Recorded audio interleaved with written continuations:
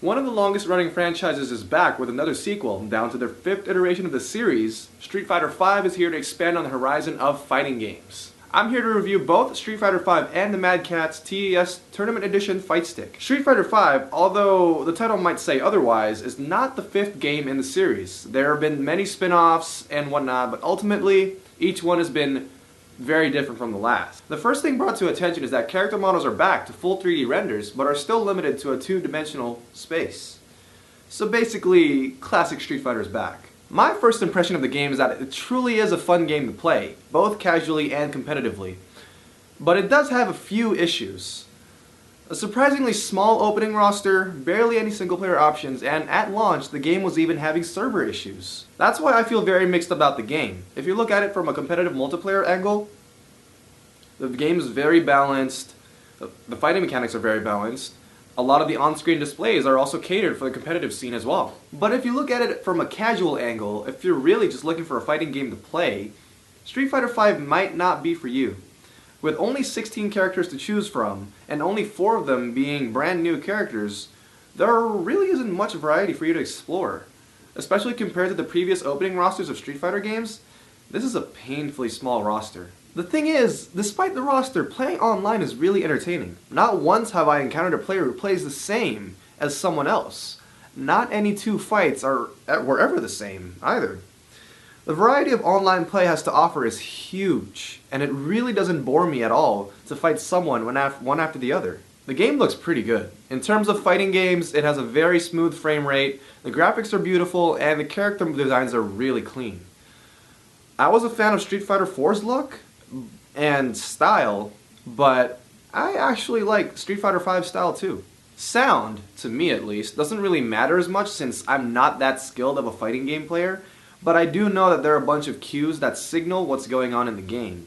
And they are very accurate, so it gives you a good note of when to react since the game is very heavy on reactions. For example, there are moves like crush counters, which is basically a counter attack that you can follow up with, and it makes a very particular like ping noise, and as soon as you hear that, you get the chance to actually react and string a combo right after that crush counter.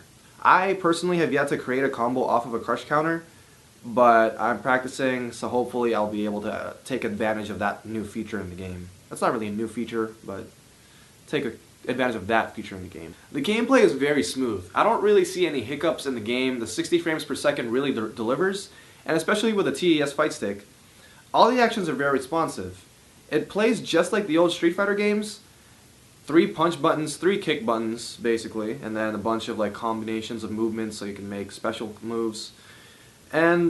But there is a new gameplay mechanic that I don't use as often, but it definitely is a game changer for a lot of characters. It's called the V-Trigger system, and it's basically a meter that builds up according to the moves that you do or when you take damage.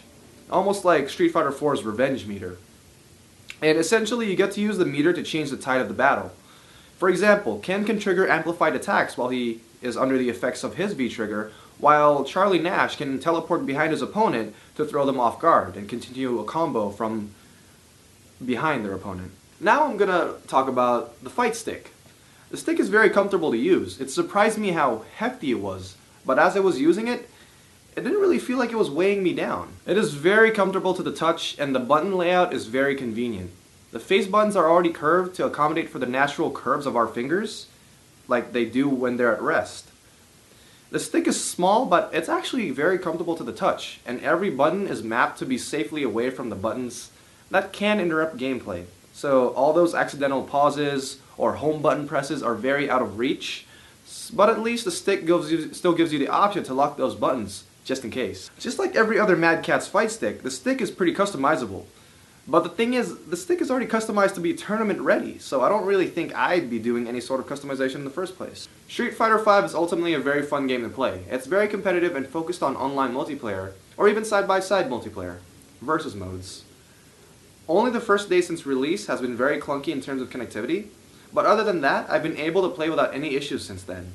It's a game that really caters to the competitive player and not so much the casual fans. The more than 5th installment in the game is yet another step up in gameplay mechanics, and it really satisfies my urge to play fighting games. If you really just want to play for fun, Street Fighter V might not be the game for you, but I would totally still play it anyway. The fight stick is definitely worth the price. It's a little pricey at $229, but for what it's worth, especially if you're a competitive player, it's worth every penny. I'm Miguel Garcia of the Skyline View, and this is my review of Street Fighter V and the Street Fighter V official fight stick.